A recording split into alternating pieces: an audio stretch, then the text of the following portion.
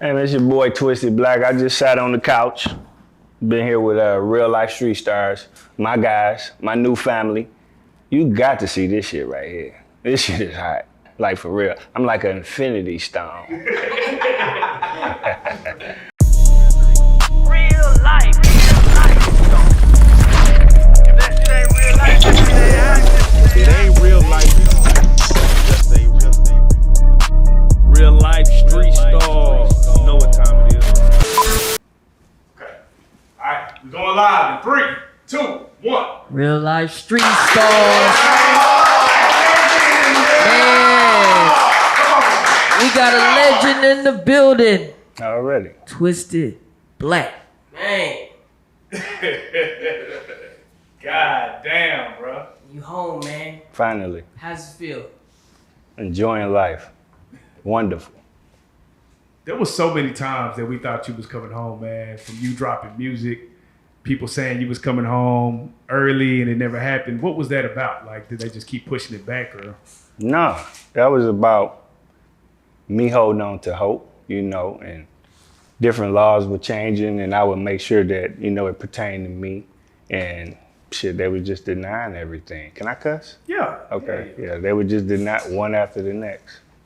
That's what's up, man. Yeah. Now, we got legendary Twisted Black on the couch, man. We got to go through there because we don't have too many interviews with Twisted Black, man, and especially not no up-to-date interviews. Right, man. right, for sure. We appreciate you. You know, shout out to Mouthpiece Drew who linked this up. Man, you came out of prison. You know what I'm saying? You did your time, man. But let's take it from the top. You know what I'm saying? All right. Twisted Black early days. Where are you from? You know what I'm saying? Where did you come out? Like, when did you start doing music? I started doing music in I'm gonna say 95, but I'm originally born in Detroit. I've been in Texas since I was 2 years old. So, Fort Worth accepted me and put their arms around me. So I love them back. But I started doing music seriously in 95, but I used to ride around with some of my guys over here when we was drinking and smoking and I get high and drunk and go to freestyle. And so, once I got shot in 91, I was like, shit, I might need to rap, Yeah. So take us through the landscape, man, because Detroit, man, is known for music. You know what I'm saying? If everybody knows anything about Detroit, there's a lot of history in that too. Did any of that play a factor in how you grew up as far as musically, or was it just all Texas? No, actually, musically, Detroit was really it because I learned to play the piano from my cousin. Her name was Davina, and she was signed to RCA. And my other cousin Jerome was like he was like Prince before Prince was Prince. So I learned a lot from them. So I grew up in music and sleeping on the floor of the studio in Flint, Silver Sun Studio, back where MC Bree recorded, Anita Baker recorded, Shalimar. So I grew up around the soundboard, a microphone, like. Literally. So I gotta ask, I don't know, back then, man, it was a little tougher to get studio time. So it ain't like it is today where you got everybody who's making their own beats and engineering. Right. But while you was in that studio, did you ever pick up any skills as far as like producing or engineering or anything like that, or was it just strictly rapping? I always had an ear, you know what I mean? So and me being curious, so I would watch the engineers, but I'm not technically sound, but I just know what I want to sound like or know what it should sound like. But the producing, you once you do enough music, you know what you want your music to sound like, and you can put it together. So we have people say all different Dallas, North Dallas, West Dallas. There's all spectacle how you got shot and what happened to you. Can you walk us through that time? Yeah, I played hard in the street, so. I got a partner, really for real. I know I probably shouldn't say that. I got a partner that's probably in this corner laughing hard as hell right now because he play all day. But I play hard in the street, so I guess, somebody wanted me. They wanted retaliation or whatever. So I got shot with a 12 gauge, right here. It's in the back of the neck. So never really found out who did it. There was a lot of people campaigning and got elected. But that was then, I made it. So you say this happened in 91. So at that time you were doing music or you weren't doing music? It was just straight? It was streets. It was bricks on mine back then. Fort Worth was really it was the murder capital of the USA. So I was part of the reason. Not like I was a tough guy. I was just out in the street, you know, getting it in and hustling and stuff like that, you know. So what part of Fort Worth were you at? Like, what part of Fort Worth did you reside in at that time? When we first came down, we went to Forest Hill. So then it was Poly. And then as I got older and started with my hustling, I had an auntie that stayed on the south side. So I fell in love with the south side and they fell in love with me back. So I stumped hoes in Hattie and Tucker. Shout out to Hattie and Tucker, south side, you know what I mean? So I also played, you know, I played a lot of mill apartments over there too, you know, but, you know, so I don't know, man. I like to say, man, that, you know, I've been just through Fort Worth, you know what I mean? That's why I never really had problems. Like, I go anywhere and I really don't run into those type of problems because I play fair with everybody. Ain't nobody really going to Como like that, 'cause, you know, they play hard out there, you know, but, right. You know, shout out to Oof. But yeah, so, you know, my past pretty much ran, you know, everywhere. Right. And so in 91, you know, you stopped through the streets, right? Yeah. And, you know, again, from us, we always hear Fort Worth known as Murder Worth. Right, for sure. Did it have that moniker back then, or was it just now? Were you seeing it real time, like what was going on to get that reputation? It was in the making. That's how it all came to be, you know. It was during those times that moniker was, that's how it came about. So, and we didn't look at it like this Murder Worth, so we gonna do this. We were just doing this and then it became Murder Worth. You know? Right. So, yeah. So how bad was it? Like if you would have, like now that you're grown, you know what I'm saying? Like when you look at it, like how bad was it? You know, I tell the truth, man. To me, I only been out, you know, I haven't been out that long, but just the stuff I see, you know, that's happening now, I think it's worse now than then. It's just that back then, we were killing each other, right? And getting away with it. Now, you really don't get a lot of people killing people. You just get a lot of murder charges, you know? So, meaning it's been happening, but now they're getting caught. So people, you know, seeing it now, you know what I mean? So I think I would have to say it's worse now, man, because there's no regard for life, man, with some of these guys, you know. It's like, I don't even know what they killing for, you know? So they just killing. Totally out of hand, man, not for real. Now, the one thing I want to ask you, you said in 95 is when you started taking the music real serious? I did. Okay, so, you know, what was it that made you say, man, I'm gonna actually start taking the music serious from 91 to 95? I know you get shot. What did that make you say, man, I got to do something different? Nah, or it was like, nah, I'm still doing what I'm doing, but I'm just doing this with the music? Well, no. You know how some people get shot and they have a come to Jesus moment. I didn't have that. I got shot and I just wanted to shoot who shot me. So I have one of my partners, you know, that was like my second mentor in my life, named Heavy. He was like, man, let me put some money behind you and take this music serious. And he did, you know, he was in the game too at the time. And so he put the money behind me and just, you know, was like, hey, let's push this way. You know, I wanted to do music, but, you know, I was just doing other stuff. But so that's what really made me tee it off. He put the money behind. I had caught attempted murder, 2 attempted murders, I think. And so I had like $200,000 worth of bond, and he made all of them. Yeah, even, you know, so, and then when he did that, gave me a place to stay, put me back in another Z28 with Dayton, so I'm like, yeah, come on, let's do it, you know. Then for real, I lost my mind. I went to jail for like 8 months on attempted murder. Then I got out trying to jump in the game, and I realized, damn, I ain't even good no more. You know, I couldn't even sell dope. He gave me half a brick. I kept it for like a week. Had to give it back, you know, so I'm like, let me try rapping. So, do you recall the first song you made when he put the money into you? Was it good? Was it, like, what was the song? It was called Gangsta Black. And I don't know how good it was compared to now, because these guys are so skilled now, man. Some of these rappers are so good. I look back at the old stuff, and it has this place because it was, you know, I look at like classic music, but I can't say how good or bad it was. Back then, I think I was better than probably some of the people that was up then, you know. All right, man. Now we got to get to I'm a fool with it. Yeah. I'm a fool with it. Because that's the song, man, again, I'm in Dallas, you know what I'm saying? Yeah. And we're hearing about Twisted Black. That's all we're hearing about as far as on the Fort Worth side is musically, you know what I'm saying? And we're hearing you on the radio. So, you know, when you hear somebody on the radio, it just feels big. You know what I mean? How did you get to the point where you got to the radio? Because at that point, you heard a lot of local artists on the radio. You know what I'm saying? Yeah. So it didn't feel small. It felt big at the time. How were you able to make that transition to get to the radio? Man, I had to leave.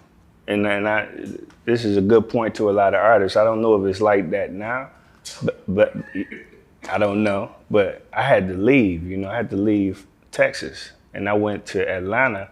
Oh, shit. Yeah, and linked up with DJ Toomp. Again, that was my partner Heavy had plugged me with him. And T.I.'s Toomp? Yeah, T.I.'s Toomp. My Toomp. Yeah. Yeah, my Toomp. Yeah.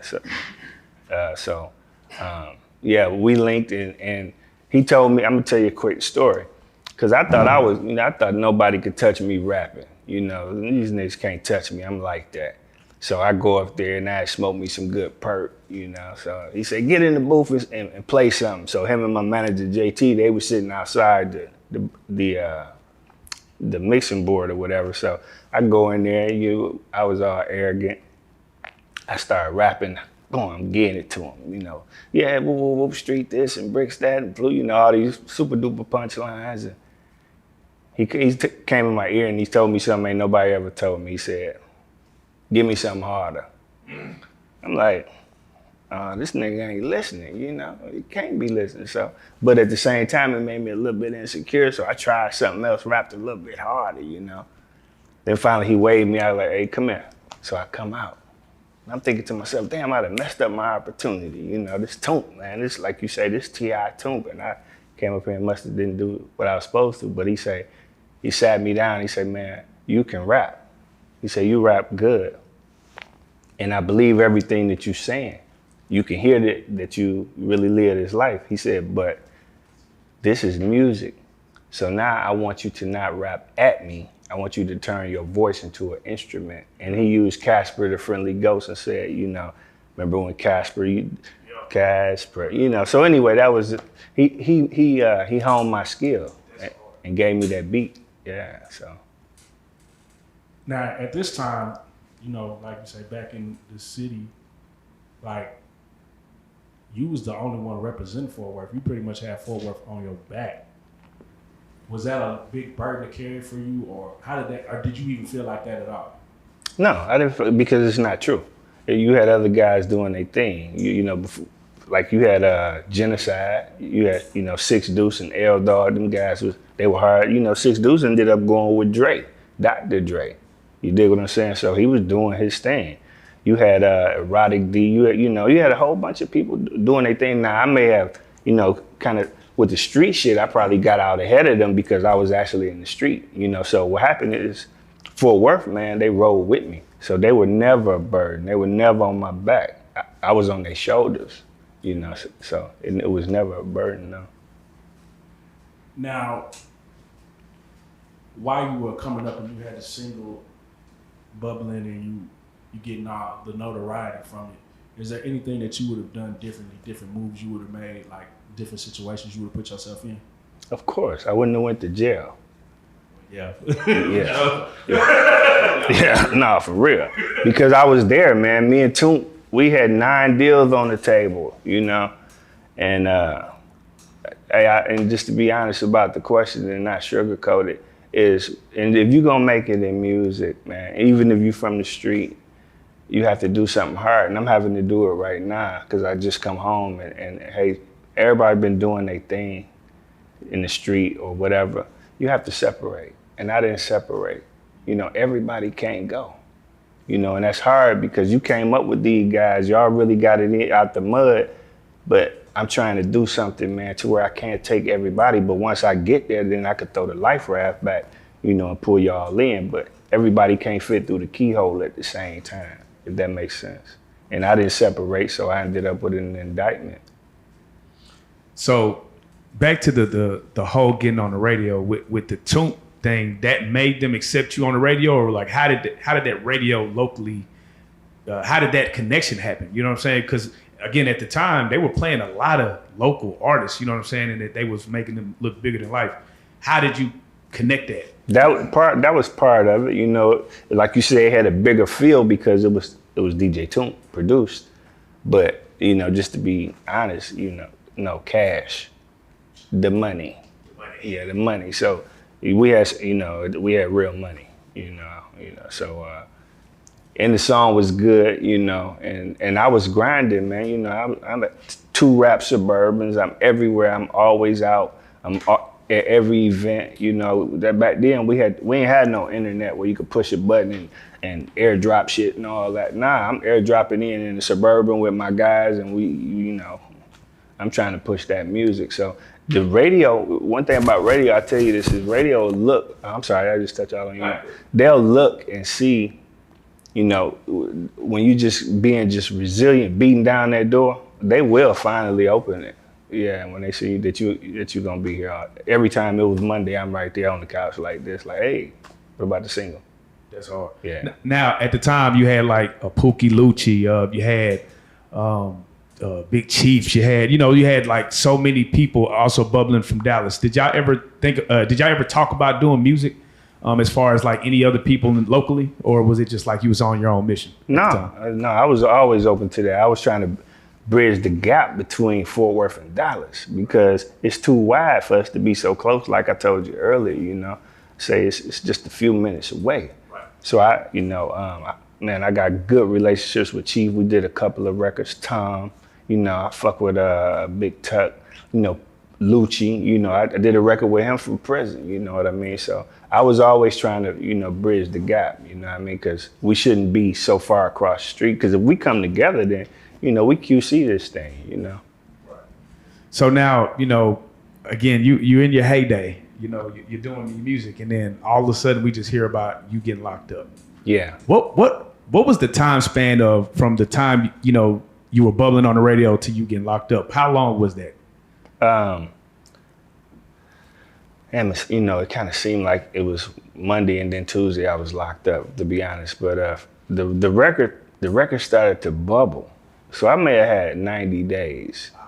I mean, this is me guessing. I'm really dramatically fucked up behind, you know, doing all this time. But yeah, so a lot of people, I don't remember a lot of people. I don't remember a lot of shit, you know, because I've been focused on that. But anyway, I don't know how long it was, maybe 90 days, you know, enough for us to take some meetings and did listening parties in New York with Sony Studios. Draper, another, you know, good friend of mine, you know, we shopped it in New York and shit. It seemed like as soon as it caught, man, I got locked up. And they knew it though. The agents told me, they said, oh, we know about your deals in New York. We know you about to sign your record deal, but you know, you going to jail. No, real talk. It's for yeah. Pop police, man. Yeah, nah, you call them that. Yeah, it's crazy, bro. So can you take us through like, well, number one, for those who don't know, what was it that you actually got arrested for? Conspiracy to distribute cocaine. Gotcha. Yeah. And then you end up getting sentences to what?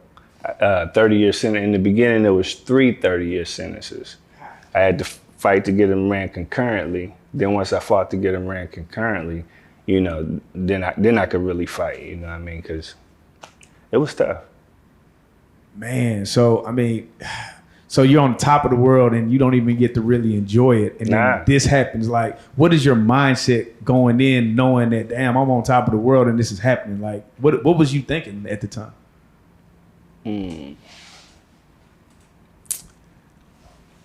I guess I was, you know, to be honest, I was hurt, you know what I mean? It was really hurt because I hadn't sold dope in 13 months, man. I was out the game, I was chasing the music, but, you know, I guess my mindset was like, I thought it was over. I still remember the first night I was at Beaumont, you know, I went to Beaumont, and I cried in the cell. It wasn't I was crying because I was locked up. They was playing Rich Boy selling that, and that bum, bum, bum. So I'm listening to him like, oh, this kid finna blow up and take my spot. And I knew it right then. I said, I ain't gonna never do it again. And I cried, right? Real tears the first night, you know what I mean? So, you know, I guess it was doom and gloom. But I wasn't, my mindset was, I'm not finna come in here as a rapper. These niggas is not finna come in here and think I'm some type of rapper. And if they do, then I got a whole nother side that they're gonna have to see. That was my next question. Like, did your persona change? Like, cause you know, you have a certain reputation that follows you, and you know, you've been out the game. Like, everybody might think you're this now. How much of it was it to transition to, or was there a transition at all? Was it just all love? And again, I didn't quite understand. Like, so, like the rapper jacket that most artists have to wear when they have to go sit down. Right. And you said you had been out the game. Was that something that you were still wearing when you went in? Was that something that people was trying to put on you, like, oh, he just a rapper? Well, you know, it was all in my head because, to be honest, I never had the rapper jacket because I was so active. You know, I was really in the street still. And that's why my stupid ass went to jail. I should have put on the rapper jacket, you see.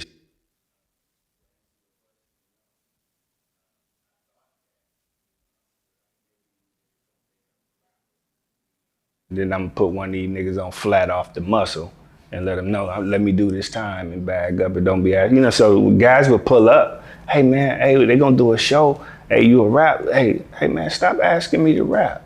Nigga, I'm in here doing a 30. I'm not in here to entertain you niggas, you know what I'm saying? Yeah, for real. Nah, for real. And my first song was called Zombie. And the reason I even did it is because Beaumont had pretty much lifers or niggas with 40, 50, so, you know, a lot. And after I had been there a while, I'm like, you know what? Y'all need some entertainment, you know, because, yeah, you know, this was tough. So I went and I performed at one of the shows, man, and dudes would put on their starch clothes. They'd take their liquor out with their weed and their shades and their pieces of chains, and they all out there. When they knew I was coming to do a show, they all come out. True story. All the tangos, shout out to the tangos. Every gang is around when they know I'm finna rap. And they come in to see a show and I give them one. The first song was called Zombie. And I was like, I'm a zombie, walking around you niggas daily. Just basically letting them know I'm right here with you, but I'm fucked up, you know, and so I just gave it to them. And at the end, when you wait for the clapping, they was just like stuck. And then after a minute, it all came in, you know, they was like, damn, you know, so, you know, it's tough in there. A lot of them guys' situation was worse than mine. How often do dudes try to come and rap to you? Man, stop. See, but I ain't trying to be funny, you know, I'm kind of, you know, I don't know if I'm an asshole, but I'm just candid, you know, I'm up front. And I would tell them, hey, kinfolk, you probably are good, but I don't want to hear it. Like, for real. Like, but I did run into some of the toughest rappers I ever seen down there, champ, because we had music rooms, you know, and man, some of them guys was awesome. You know, they was ever out here now, it would never be some of these rappers right now because they would hog the lane. But I don't allow a nigga to just keep auditioning to me. You know, I ain't with that. How is it to watch people snitch and just get out? That hurts. Let me just give it to you like this. When I first got there, because I was so bitter, I guess I pushed the lines a lot harder because I'm one of the ones that did it. So I used to push the line on that, you know, and as you start doing your time, you realize that, you know what, most of you niggas snitching. You know, then you start finding out some of the niggas that's pushing the line on the snitching is involved. You know what I mean? But you have to be there in order to see it, you know. So yeah, you feel like they cheated, but you don't know their situation, you know, so. What was the thing that kept you together, like mentally? Because we hear a lot of stories about dudes who go in there and this thing, it breaks them. Well, how'd you hold it together mentally? Jesus. My mother, man, was a praying mother, and she was an evangelist. So, yeah, real talk. I ain't go, and then I could say gangster, and then I could say cool, or to make it sound cool. I had to give all glory to God, to get me through that, and my support system, my family, and my close friends. It got me through. Did everybody hold it down like they were supposed to? 100%. You never hear that one. Yeah. Hey, listen, I don't have that story. Oh, that's awesome. Hey, sometimes you drop baby weight. What we call it, baby fat as you get older. So the ones that fell off, that was just baby weight. You know what I'm saying? But no, nah, my niggas did what they were supposed to do. My city did what Dallas did what they were supposed. I've been on 9 compounds, brother. 9. So everywhere I went, man, they insulated me properly. So a lot of shit didn't even make it to me, Yeah. Did you have to do any solitary confinement or anything? Did I? Boy, please. Yeah, because I was really down there doing what, I wasn't down there in PC being no rapper. I was down there bidding. Yeah, I stayed in the shoe. Anybody that been anywhere with me, I ain't never been on a compound where I didn't. Nah, that might be a little bit much, but yeah. I did a lot of solitary confinement. Now, we're going to touch on this later, but on your first day out, you said something about you had to get on a nigga ass in there. Oh, yeah, I got my ass got on too. Ain't no need me fly. They go come and the internet shit real. They be like, oh, that nigga whoop black. Yeah, but I ain't never had no situation where I didn't get out there. I'm going. Right. I'm older now, so I hope I never have no more violence in my life. But I ain't never ever in my life had a situation where a nigga brought me a move and I wasn't going. So anybody saying that is making it up, 100%. Now I got to touch on this, man, because we just pulled up a song that you did from prison with a Sean on the beat. Shout out Sean on the beat, because his wave was crazy. Shout out to Shine, man. How was the audio so good, man? It just sounded like you was at the studio. Right? Yeah, that's Jeff at Session Works. Man, we started, I don't know if I can give y'all all this now. This is a whole bunch of games. This for the wrap you up in game right here. Hey, in the beginning, man, listen, I didn't want to do music. I was done. Wild Hair kept on egging me. Man, rap from prison. I'm like, nigga, I ain't finna rap from prison. It's only gonna be a shell of me. Rap from prison. We gonna get this thing, I'm like, man, I'm not doing it. But anyway, so the bankroll got low, needless to say. So I'm like, what they talking about for, how much they gonna pay me to rap from prison? So they got a box, some type of prototype Jeff did at Session Works. And it was a prototype, like the only one type shit. And I had 4 or 5 pack numbers, meaning 4 or 5 people's phone accounts or whatever. And I would get on, he would play the beat, right? And then I lock the timing in my head, and then the beat would disappear and I would rap it, still on time. Then when that 15 minutes was up, I hang it up and I call back, now I'ma double that verse. And then when that was over, now I'ma do ad-libs on that verse. Then I'ma do the hook. And guess what? My partner and them, they all standing around. They didn't lock the whole phone bank down like Black in the Studio. Ain't nobody using these 4 phones, right? True story, I ain't lying. True story. Shout out to Big T, man. Shout out to Pretty, man. Yeah, Squat, what's up, baby? Yeah, they would lock the phone down, man, for me to do my thing. And so I'm gonna shout out to Jeff on the quality of that. But as things changed, as like my last my last 3 albums from prison, cell phones was in there. They was cracking. So now you're able to get a better quality. You don't have to do it without the beat. They have a program on a $40 Android. $80 Android you buy on the street, it costs $2,500, $3,500 in prison. Damn. And so while these niggas was trying to keep a bitch on their phone, I was trying to do an album. You know what I'm saying? So I'm like, listen, where's the app? I get the app. I learned how to record myself, put it on the bottom bunk, and sit there and put a towel right here and have somebody in front watching for the police, and I'm gigging the whole, but acting like, hey, the whole time it's open dorm, or you know, I could go to jail. You know, jail is shoot. You know, but I pushed. What was your favorite song you did from prison? Man, that's a good question. The favorite one from prison would probably be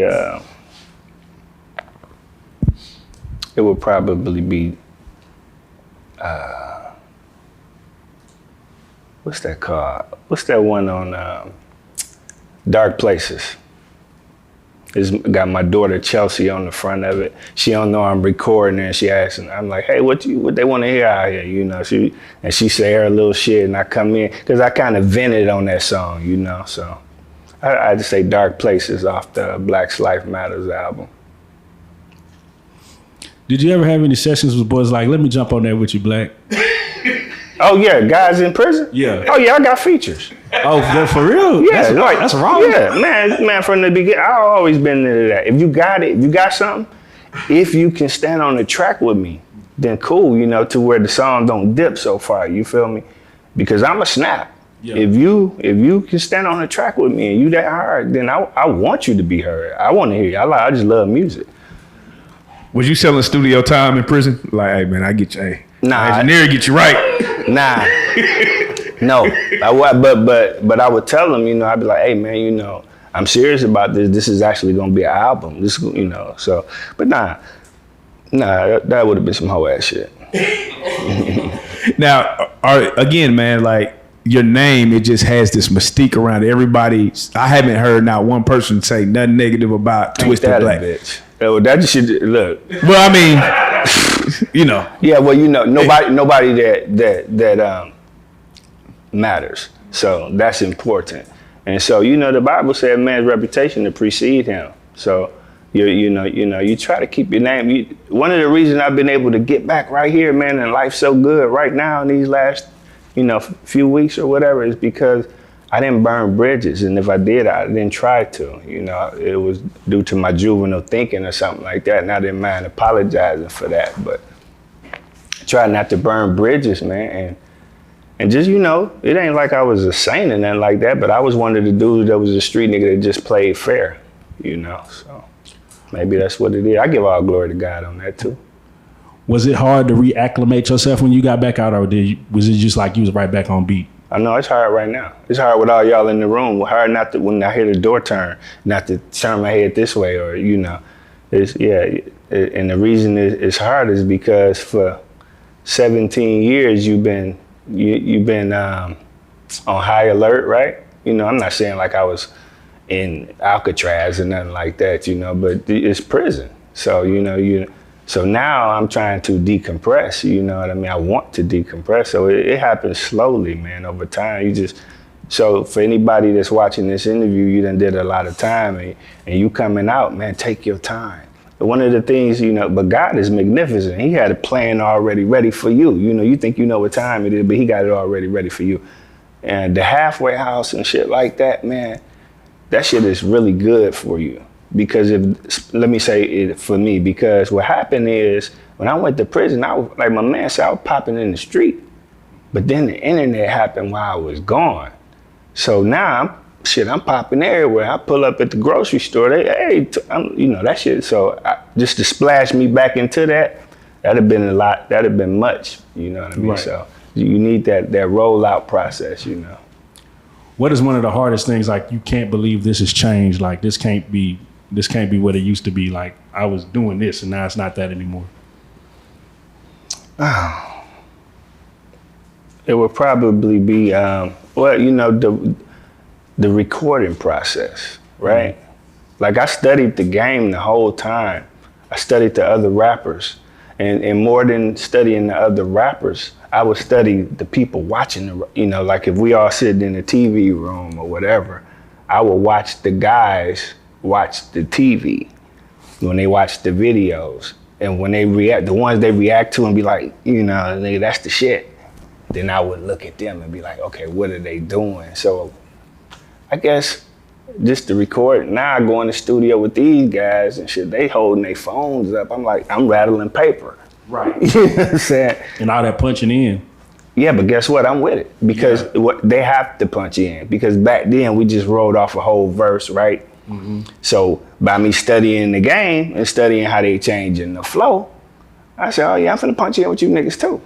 Because what it is all these, the way they eating them beats, like a Mo3 eating that beat or a Lil Baby eating that beat or Finesse 2 times is, well, I can't really say about Finesse, but I would think is you write it the way you want to record it. Right. So if you'll write this line, right? And then you finna come right on top of that line. It's impossible to do it without a punch in. So the last songs I've been doing, I'm punching my ass off, Amen. How do you feel about the Fort Worth music scene now? Man, listen, I'm impressed. Yeah, that's Man, Lil Ronnie. Yo, we'll get money, Lil Ronnie. Listen. Best gambler in Texas. The best, yes sir. Yeah, that's my baby. Have you seen him gamble? Is he really as good as he claims? I'm sure he is. I'm sure he is. And if he tell you a duck, pull the truck, hook it up. But let me just give you a brief synopsis of how these guys are. Man, listen, I'm a dinosaur when it comes down to the internet shit. Of course, my team, Drew and all of them, they know what time it is. Man, this man he personally pull up, hey, this what it is, this, that, and the third. I had talked to him from prison anyway, pull up, put me on game, and we're gonna get your money from this, and you're gonna get your back pay from this. I'm talking about running me down through there to where, just really hipping me on. And them guys got good music, man. So, I salute them. I'm not one of them guys that be like, man, I don't like, nah, them niggas is jamming, Now, the only thing that I would, I guess because I'm a little more seasoned, is the foolishness. I realize you can't straddle the fence. You ain't gonna be no street, man. This is not for Ronnie, of course. He got his mind on the prize. You're not gonna be the straddle the fence of trying to be an entertainer and then be in the street, or you're gonna go to jail. Right. Or you're gonna die. So I wanted your personal opinion on, like, there was a time, right, where I feel like DFW was crazy, right? You had Yayo, Spud Boom, Stop 6 Low Key. They kind of kicked off like the resurgence of Fort Worth in our eyes, right? Like that's, Half Pint Films was recording them and we seen them and they were just making moves. Then you had Mo3, Yella Beezy, Trap, Big T. You had all these people jumping at the same time in DFW. Did you catch wind of any of that, or did you see it? Like, what was your thoughts when it was happening? I saw it a little bit, as much as you could, because I've been all to California and toward the East Coast, South Carolina, and shit like that. Just all over the place when they. Yeah. I done been everywhere, but I saw a lot of it, and it made me proud. I wish Mo was still here, man. He was so talented. I would have loved to work with him. Talked to him one time from prison, Bebe, and shout out to Bebe. That's my baby. He had hooked me with him, man, and we supposed to do a song, and it didn't happen. He ended up, getting killed. Oh wait, so you Twisted Black and Mo3 had a song? Yeah, we were supposed to do a song, but yeah. What was that gonna sound like? I'm gonna tell you like this. I'm gonna tell you how the conversation went between him and I. I told him straight. I said, man, I'm about to murk you on this track. You know what he told me? OG, things done changed. so we were gonna be sparring, we were gonna spar. Yeah, he was super talented, man. I hate he left so soon. Do you think if you were out, you could have stopped a lot of those beasts in Fort Worth?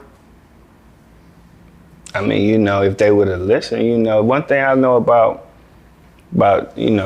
first of all, let's keep it about. I'm not finna be getting in no nigga business. You know what I'm saying? I would have loved to been some type of mediator, but if I didn't go to prison, then I wouldn't have been trying to stop their beef, to be honest with you. It took prison to get me to this type of mind frame to where, when it comes down to smoke, I don't want it. I throw my palms up, I ain't gonna really let you get in my personal space and do me nothing, but I will try to take a diplomatic road, hey, we can coexist. We don't have to like each other. You don't even have to respect me. Just don't touch me. then we straight, but I don't want no smoke with nobody. Now, if once I'm back on and the movement that I want to do, I hope that like even when Yayo get home, I hope that because he's so talented, I hope that there's a way to diffuse all of that shit, and those people that you name from Dallas and those people that you name from Fort Worth, we come together, and man, we gonna blow. You know what I mean? But if we kill each other, then we just gonna go back to jail or die. So what was one of the biggest things you felt like you learned while you was in prison? Did you turn to God? How did you get through that sentencing? Because you was in there for how long did you have to do? 17 years and 2 months. Whew. Yeah. So. Did you lean on faith or religion or anything? Like, how did you make it through those 17 years? I leaned on everything. Walls, chairs, God, but yeah, basically, yeah, I think, faith, but again, I'm not a saint, so I ain't gonna be acting like I was in there thumping the Bible. I get my word every day, like I do now. I pray every day, but I leaned on family. Man, I don't know where the fuck I leaned. I just kept leaning until the door opened. Just finally leaned on the door and that mother just opened. Like, I'm serious. Like, I can't even tell you. I'm for real, I don't even know if this is interview appropriate. I don't know how the fuck I got out of there. You know what I mean? Just, I tell God, just keep waking up, because every day is gonna bring something different. It was, you just go. You put yourself on go mode, because after I didn't want to die, I wanted to be free. So, that part. Now you back out, you making new music. What's the plan? Like, what's gonna be the catalyst to push you to that next level? Even before that, when you got out, we all seen the live, everybody going crazy. How did it feel to come home to that? Man, listen, we were just stopping for gas. Yeah, we stopped for gas, and to hug my children right quick, and then kind of it probably took all of 5 minutes, and but man, I tell you what, man, it feels good, man. The love I've been shown since I've been home, man, is unbelievable. And like I tell everybody, when people say welcome home, you never get tired of hearing that. So welcome home, I'm like, damn, for real? Because I didn't know. I just thought I was going to come home and remember the nigga used to rap, he home. No, I had no clue, man. So now, what's the program to get you back in the position where you need to be? What's next? Right now, it's content, because I was gone. It's not a lot of content, visual content. And my plan is put out some good music, but put together a better team. Some of these artists, and so that I can turn to the executive side of it. I'm a little long in the tooth to keep on spanking these niggas on these tracks. Right. That's what I was gonna say. Do you have any plans? You was gonna say what? I was long in it too? Nah, the executive side of it, like the more business aspect of it. Do you have any interest in that, like of working course. with? Yeah. I was doing that prior to, so yeah, that's where I'm going. I'm transitioning, but I'm still an artist, and we're very competitive.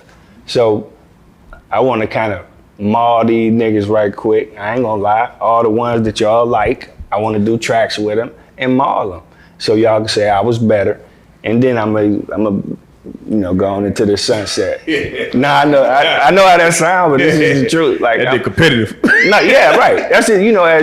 As artists, we're competitive. When we do if a nigga tell you, I can't say that. If he said he on a track with somebody and he ain't try to eat him, then he just better than me. I'm trying to eat you on the track. Yeah. So yeah, that song they keep wanting me to do with Finesse 2 times. Finesse, I'm coming for your neck. Come on now. Yeah, I'm just being honest, because you talking my shit and I'm a fan. Yeah. Honeycomb Brazy, man, shout out, keep your head up. I never met the guy day in my life, but I'm a fan. I want to do a track with you, but I'm coming for your neck too. Yeah. It's just music, you know what I mean? We want a good song, and those are good artists. Yeah. Finesse, he definitely seemed like he figured it out. He came straight out and just on his shit. Just a young boy on his shit. Yeah, I give him props, man. Now, but when we do that song, I'm you on his ass. Finesse, tap in, man. You got out there, man, and you did the first day out. Yeah. And then you shot it with Record Film. Shout out Record Film's been putting in a lot of work for a lot of years. Man. You know what I'm saying? What was that about? Like, what was the thought process in that? You just I've been planning. I ain't doing nothing like that. Every single move has been planned. One thing you asked me, hey, what did you learn in prison? I learned how to play life chess. So playing life chess, you watch the whole board, you know, and so every move I'm making right now it's been on my list. How many songs did you write? Man, like I came out with folders, you know what I'm saying? So man, a lot of songs. I can't even tell you. Have you tried to record it? Like you have a song that you was like, I'm finna record this motherfucker, like this the song I've been waiting to record? That'd be every song. Okay. This is what I got a question. You know, like when you listen to today's music, right? A lot of it don't stick because it doesn't feel like nobody putting their heart and soul into it. So like when we hear Finesse, you can hear the hunger in them. You know what I'm saying? From your vantage point, do you feel like the game is missing a lot of hunger? Do you think that people are just looking at it as a money grab, or do you rock with today's music? Yeah, a lot. I think you said it best. I think a lot of it is it is a money grab, but the good part is they grab the money, right? The bad part is that transcends to our ears. We can hear it.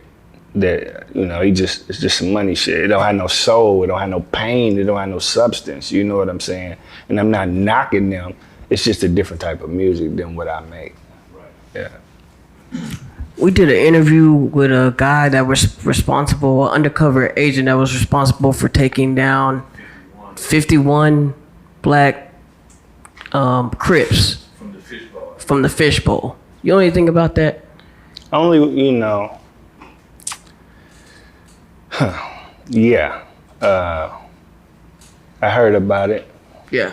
Yeah. So he did do that, but I read the book. Yeah.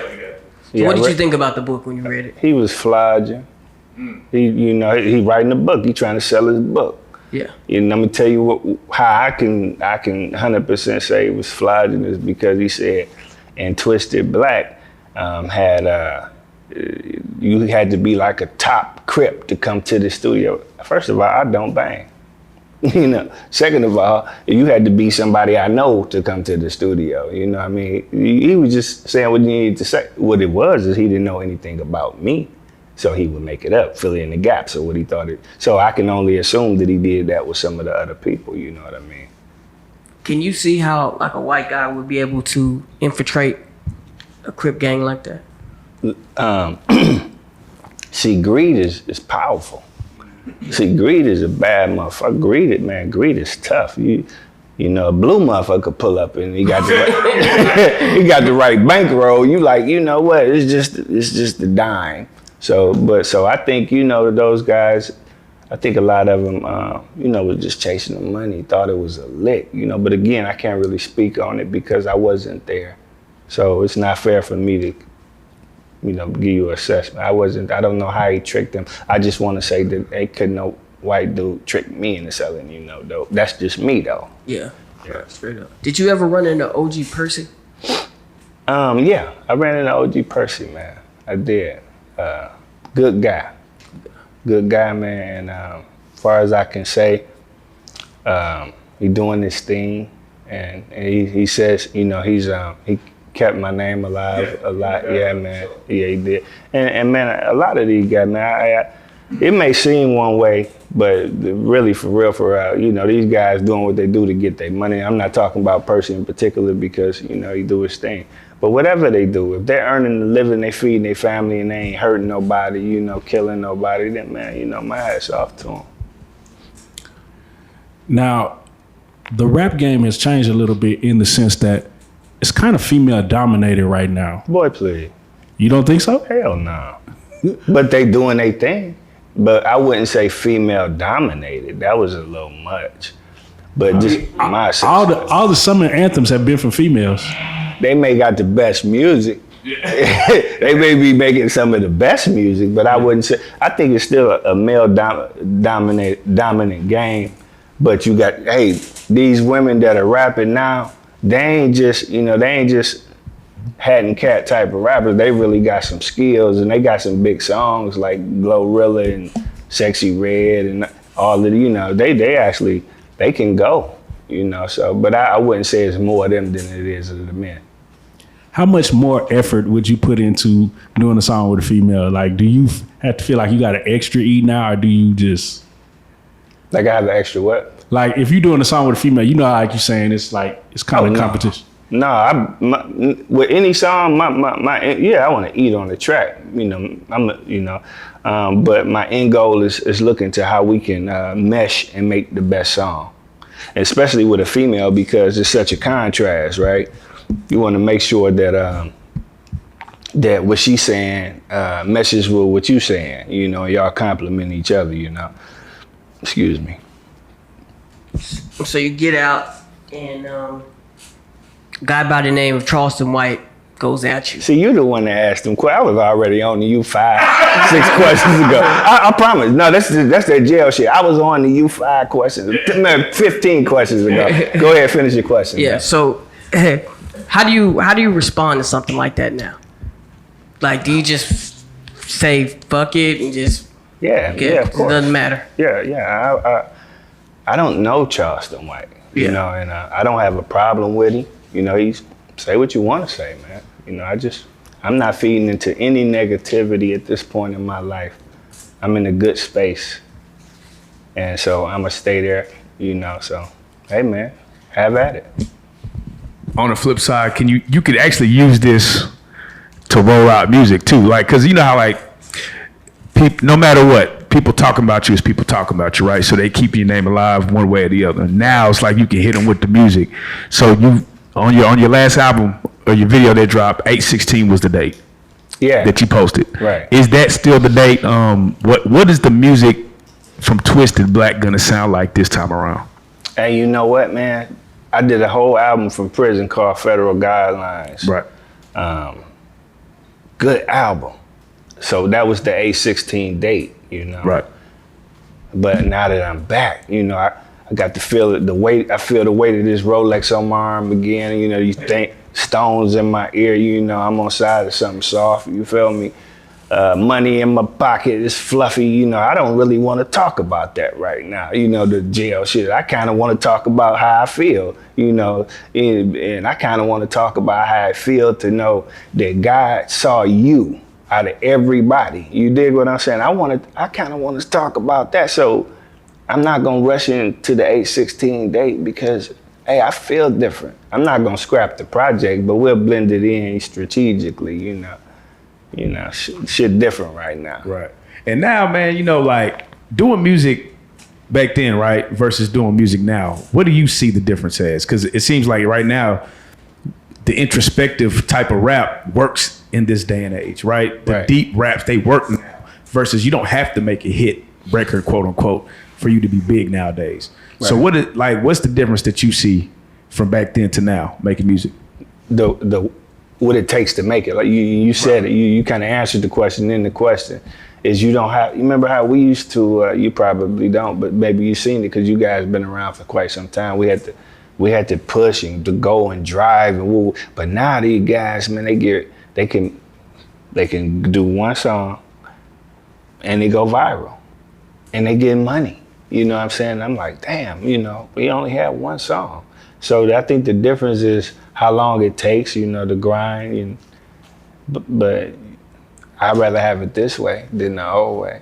Nah, for sure. Nah, for real. So is it all independent? Are we still trying to get a deal? Like, what is the status of Twisted Black? A deal for what? If they want to get me, if anybody want to get Twisted Black a deal, they got to pull up that wagon. It's armor truck. But they will. That's the thing. Well, if they do that shit, you got me to bought me.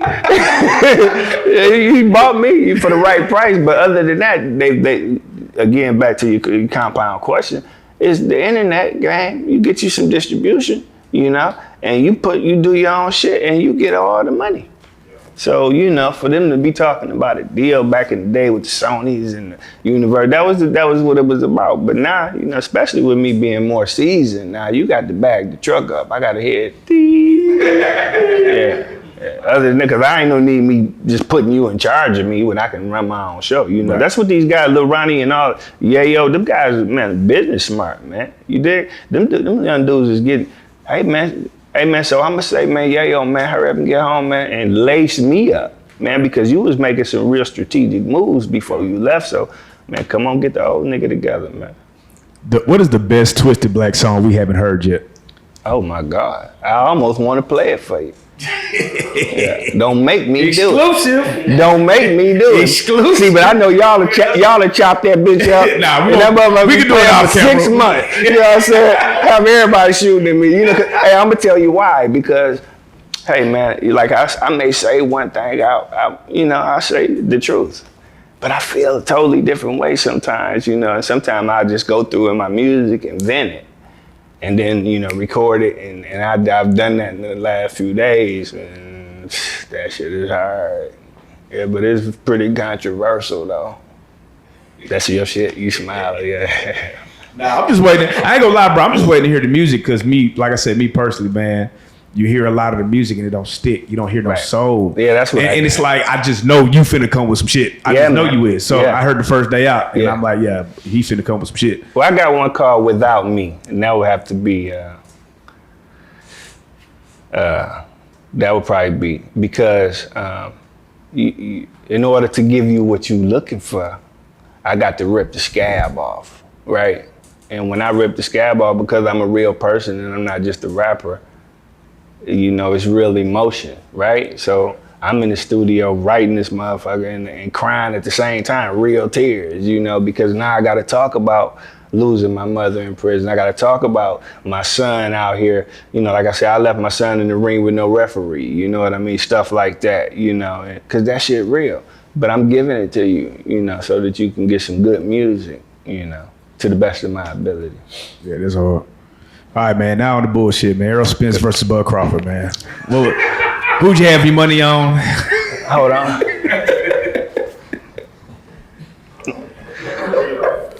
My son told me to take my glasses off when I got serious.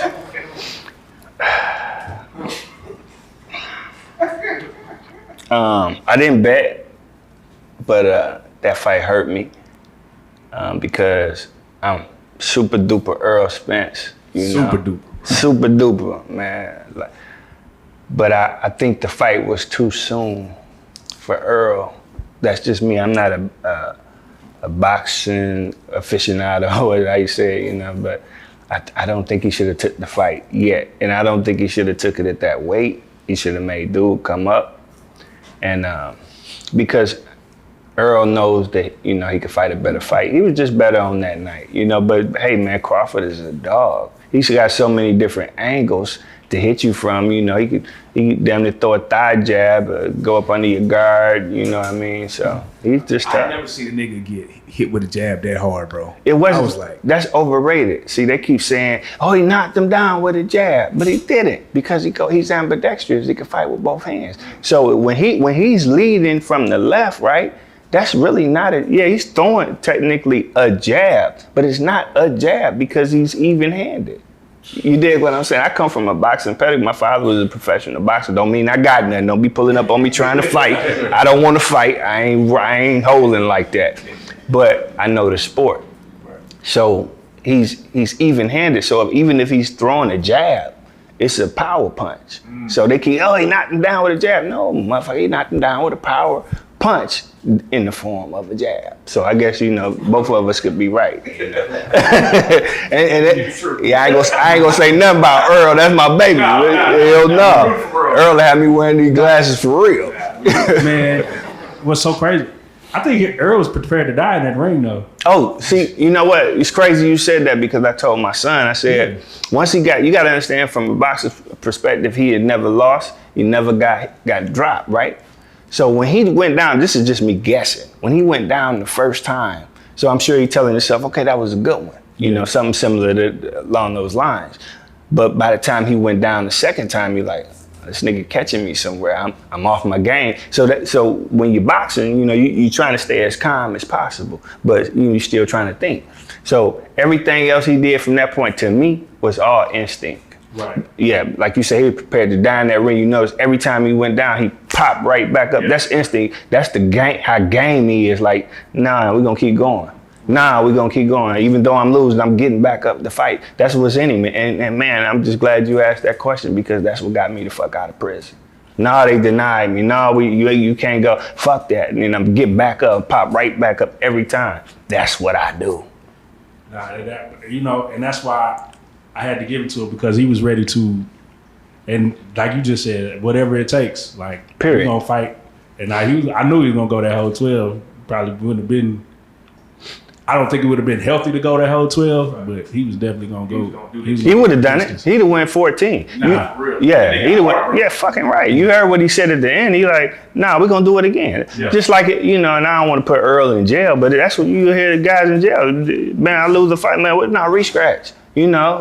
Re-scratch? Yeah, run it back.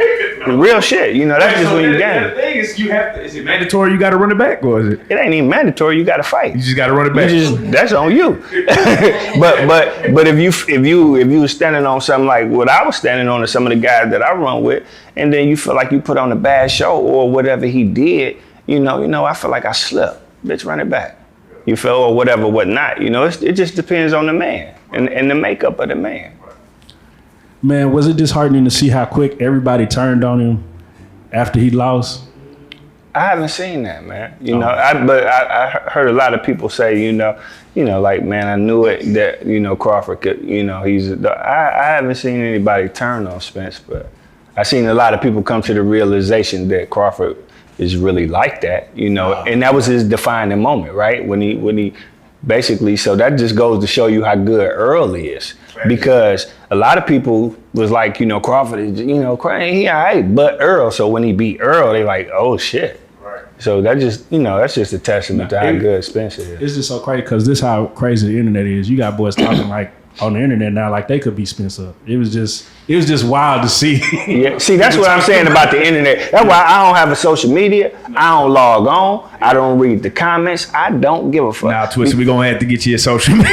No. Okay. I didn't say whatever the label does to push the music, but in my personal life, right? I don't know. I feel you. And even the things that you ask me about when they say somebody said this or that, man, I don't know. I don't read it. Right. And then I'm to the point now. You don't even have to let me know unless it's threatening my health. They want to kill me or something like that. I hope don't nobody want to kill me.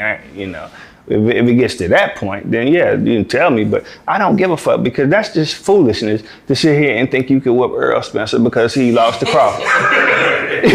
No, real talk. No, real. And man, you better hope Errol don't get on the internet. You know what I'm saying? For real. Better hope he like me, man. And he ain't make no excuses. That's why I fuck with that. He didn't, man. Square business, man. That man dangerous, man.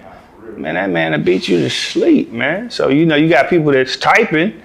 You ain't boxing, man. You just typing. So it's all new for me, man. I'm figuring it all out as I go. Right. Now, I just had a question about like the street politics in the music now, right? Like we're crossing the line where it's very blurred, right? Kodak did a song with 6ix9ine, and it's getting a lot of mixed reaction. You got people like 1090 Jake exposing rappers snitching, and like it's almost taking the fun out the music. It's getting very strange. What is your take on just all of the street politics in the music right now? Yeah, man, why? Why? So I'm not gonna give an opinion for real because they gonna blast me on the internet, okay? I'm just gonna ask you this. Tekashi 6ix9ine's a rat. He's a fucking rat.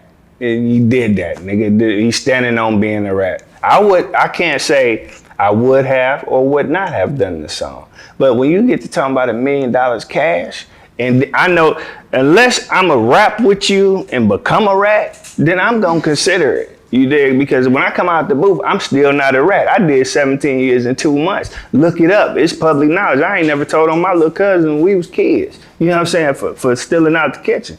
So I ain't no punk, I ain't no coward, and I ain't no rat. So if Tekashi's a rat and he wants to give me $1 million cash, That's a conversation, okay? Because no matter what, you know, I know the guy there, again, the internet, man, birds of a feather flock together, man, who you run with. And hey, man, that's cool. That's your opinion. I'm not knocking it, but you know how I feed my kids is my business. You dig what I'm saying? You don't frown on porn stars. If I was slanging dick around this motherfucker, you know, you dig what I'm saying? So I'm not saying it's a right or a wrong. I'm just saying it's just an opinion, and the internet people are gonna get their opinion.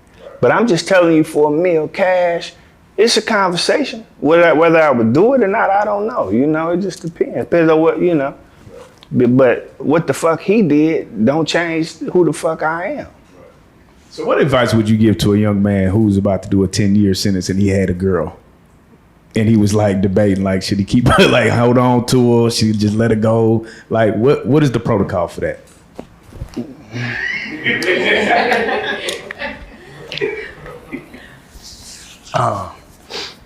It just depends. Is he a mark or is he a player? Let's get both. Let's go with player. Okay, if he's a young player, listen, player. Listen. 10? 10. Okay. Now, you have to expect it. What you have to do is you trying to keep your girl, you love her or whatever, and that's your support system, then let me just get it to you like this. Play your position until you can change your position. Because if you start being too interested in, you know, the normal shit that you would be interested in, like, why you home late? Well, dude, you gonna have a sucker stroke down there and ain't nobody gonna, you know, it's only gonna be you. Did you say sucker stroke? Absolutely. Oh my God. That is wild, bro. That's the new shit. Yeah, but I know some niggas having a sucker stroke. yeah, I mean, in the free world, man. Listen, man, the nigga kill you behind the bra. Listen, man. So you know, I'm not gonna say, hey, quit your girl and do your time. I'm just gonna say that when you're not tethered to too many things, it makes your time easier. You dig? I would think, you know, but you know, a bra to disappear on you quicker than a 6-pack sometimes. You know? The question I like to ask to people who have been incarcerated for a lengthy amount of time is, let's say you did have a young woman and she held you down for your whole stint, but when you got home, she had a baby. And she didn't have this baby previously when you went in, but now she has a baby. I feel like I want to take off another pair of glasses.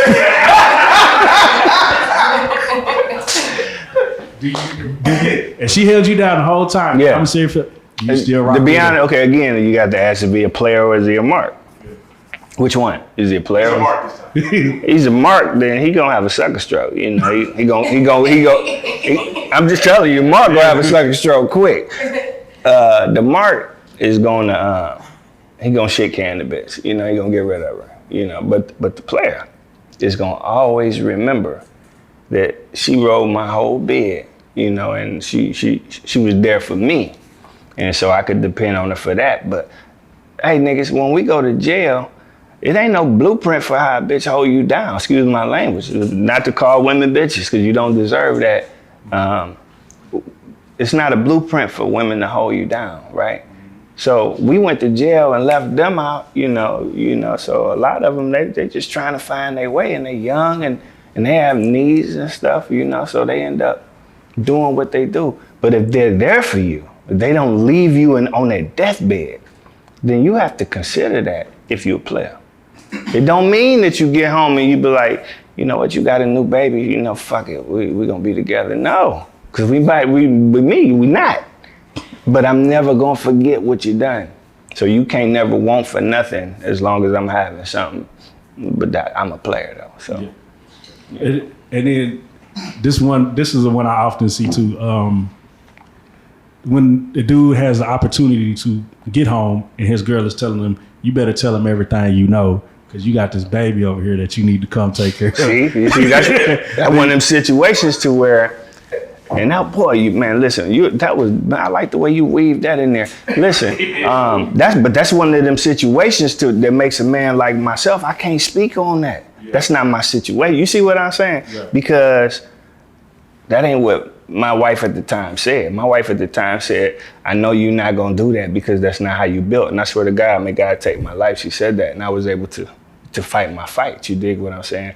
But for somebody whose girl is saying that, I'm sure that's an impactful situation. But you know, you know what you sign up for, but the feds don't play fair, man, you know, so those guys, somebody else's situation I can't speak on like that.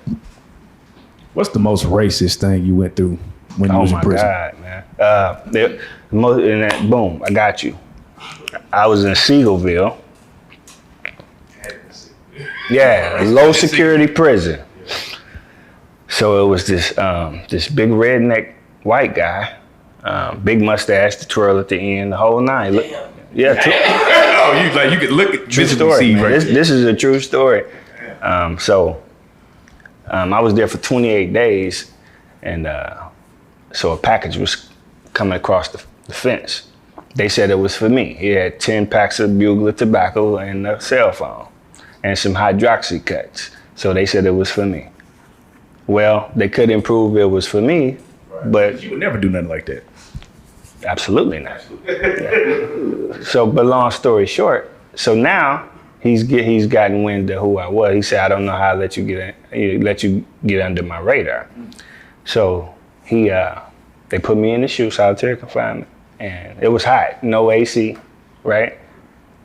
So this was the year that Texas was having all triple digit weather. May have been 11, right? So super hot, you know, crazy, you know, bad conditions. And he would come to my door, and because, you know, you locked in and beat on and say, boom, I'm twisted white. Oh, shit. I swear to God. Did he say I'm a fool with it? He said I'm twisted white. So what I would do, not to let this chump know he was getting to me, as soon as I hear his voice on the range, because it's a long range with everybody there, so when I would hear him, even though it's hot and shit, he want to see me all curled up like everybody else. As soon as I hear his voice, I jump down, start doing push-ups and shit. So by the time he at my door, I'm like, you know, I'm working out, and I hop up. Hey, man, what's going on with my situation? Really, I was curled up in there, but I wasn't gonna let him know. I was like, what's going on with my situation?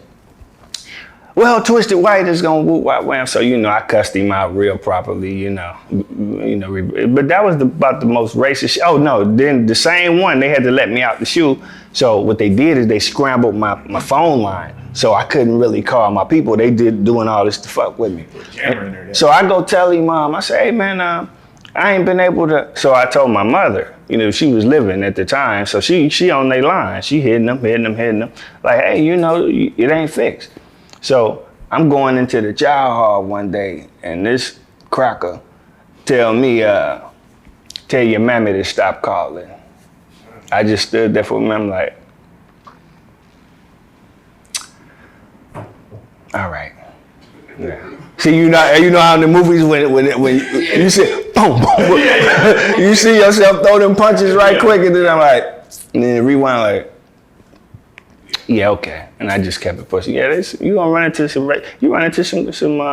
really good white people too, you know. But he was just one of the bad ones. That's crazy. Got any shout outs? Man, listen, shout out to my city. Shout out to Fort Worth, man. Words don't do, because, man, y'all supported me in such a way, man, that I get choked up even talking about it. Shout out to Dallas, man. You know, shout out to Texas, man. Shout out to Bun B. Man, Bun B, everything I did, he reposted it and pushed it all the way to me being here. You know what I'm saying? He always backs my play, man. Shout out to Bun. Shout out to there's so many, man. You know, I can't really think. Mouthpiece Drew Wild here, you know. Definitely, man. Jeff Sessions, man. Not Sessions, but Jeff at Session Work. Because he didn't have to, man. Every time I called, he would, and I'm in jail, and no money, he wouldn't take my money, bro. I ain't paid for Nan album. You dig what I'm saying? He wouldn't take my money. And shout out to Baller. He would give me them beats right on, Shine on the beat. You know, everybody that, man, it's a lot, and I may forget people, but, you know, just, you know, I'm grateful, I'm humbled, and I'm honored, you know, and when they say your city don't ride for you, fuck that. Fort Worth ride for me. Now I'm home. I'm riding for y'all. I promise you. If these niggas, there's only one way these niggas do something with Twisted Black. I swear to God, maybe I shouldn't say it again. It's only one. I ain't going back to jail because I ain't gonna do nothing wrong. You niggas ain't gonna out-rap me because I ain't gonna let you. So, only way is, the good Lord says, my time. Ain't no way. Yeah, okay then, ain't no way. We standing on that because they can't do nothing with me. And how much is a Twisted Black feature hitting on for Right, right. It just depends on when you want to do it. If you want to do it today, come with $7,500. I'm gonna give you the video rights. But you know, we do the video and all that. We're gonna have to do it Don Mecca style. You know what I mean? But other than that, then you know, you give me 10 grand and we'll make it happen. Man, niggas is shit that now. You about to have. I know, right? You about to have 30 niggas. I know, right? Hey, they got a different kind of money now. Hey, look, we used to hustle hard trying to get $200. You know, when I say $200, you know, 200,000. These niggas swiping that. So these young niggas got new money. I respect your hustle, man. Come get you some features, man. Shit's so affordable. They gonna pay for that feature on the Man, come get it. Man, this shit is so affordable. I'm talking about, but it's so worth it because I'm gonna snap on every track. I'm gonna make sure you snap it, and you know, we gonna make sure it's right. You dig what I'm saying? So, you know, we gonna eat. Hey, man, shout out back to my boys and that's doing this time in the feds. You know, man, you know I love you niggas, man. Just keep waking up, keep God first, and you know, just continue to try to give out positive. I know it's fucked up where you at, you know what I mean? Stay alert, but just try your best to give out positive energy, man, because the day do come. Can you give us one of the names that you ran into that was going hard in the feds, like rapping wise? It was GP was hard. Dude out of Grand Prairie, he was hard as shit. Slang out of Atlanta, hard as shit. And I'm naming guys that you know was toe to toe with me. Gutter was hard as shit. You know. This was in the beginning, but as we continue to go. I almost forgot. The coldest one I seen is gonna be one of my artists right now. He in Houston, he got out. He hard as shit, he out. His name is NFL Dro. Him and Oof out of Como, we gonna kick the door in. Hey, so be on the lookout for that. NFL Dro, Oof out of Como, out of Fort Worth, Texas. Hardest thing smoking, man. But I ran into some good ones, and that's not to take nothing from them, but them boys right there, ready right now. Amen. Yeah. And for those who want to get those features or book those features with you, how do they get in contact with you? Yeah, just pull up on me. They can get it at Mouthpiece Drew. Yeah. Or Nephew. They get a Nephew at what do you give like an Instagram? You know, I'm usually. So y'all trying to be Don't funny. worry. Because I give a phone number. Can you give a phone number? We gonna give it to young Nah, we gonna patch you right on in. Yeah. Square business. Yeah, but yeah, you know, I'm looking forward to working with some of these guys. I'm gonna punish you now. If you want that, but it's gonna be a good song. Yeah. Amen. Man, well, this has been an honor for us. You are definitely legendary in the state of Texas. We grew up listening to you. Can't wait to see what you have coming in the near future. Whatever you pushing. And whatever you're pushing, please. Yeah, we got you over here. And this is the best part. Twisted Black, you are a real life street star. Hey, can I say one more thing before you cut? Let's go. I want to say this, man, and I ain't saying it because y'all clapped and all that shit. I'm saying this because, man, y'all are good. You know, y'all journalists just fall up under being journalists. Man, listen, man. I almost didn't do the interview because dudes was hating on y'all, and I could say they was hating because you're not like that. Y'all ain't tacky. You dig what I'm saying? You ain't trying to trick a nigga, you feel me? I came in here expecting some tricks. I didn't know what to expect. That's why all them niggas licensed to carry is over there. Yeah. Real talk, this is the truth.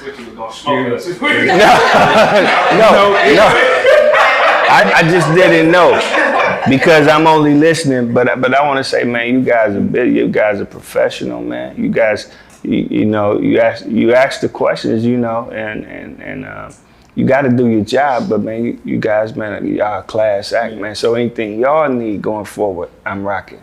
You know, we fight very hard to. We have a certain stigma that we've heard about. But we fight very hard to prove them wrong. We black brothers who grew up together, and we're really trying to push the envelope and put on for artists in the city, not only of Texas but every state. You know, because this is a way how we can get out these streets and really get some real money. And they letting us use cameras now, and you know, so this is all we got. Real tough. And then I want to touch on this, man. For us, man, when we got in this, you know, we was young brothers in the streets, all for everybody you see here just pulling up, recording. You know what I'm saying? And our goal was to get all the legends. You know what I'm saying? And so when we got on there, you see us getting the big tucks and the DSRs and the Pookies and Luchis, and now we got Twisted Black. So for us, it's big because you kind of help complete, you know, us getting, you know, another legendary artist out of our city because we grew up here. You know what I'm saying? So it's big for us. Good. I don't know if you know what this is, but in Marvel, you would be referred to as an Infinity Stone. Yeah. You are one of those pieces. Yeah? Yeah, for sure. Like we've had everybody except Tom, right? Yeah. And we didn't know if we was ever gonna get to you. So this is like a piece of our puzzle. Yeah. So, Man, hey, I appreciate you for saying that, because I know what an Infinity Stone is. I'm a Marvel nigga too, you know? so yeah. Like I said, man, whatever you Pushing, man, we got you. And if you ever need any help with social media, man, that's what we do. We help people behind the scenes too, man. So Well, I need all that. we got you, brother. We got you, brother. All right, man, thank y'all. Nah, for sure. That's what's up.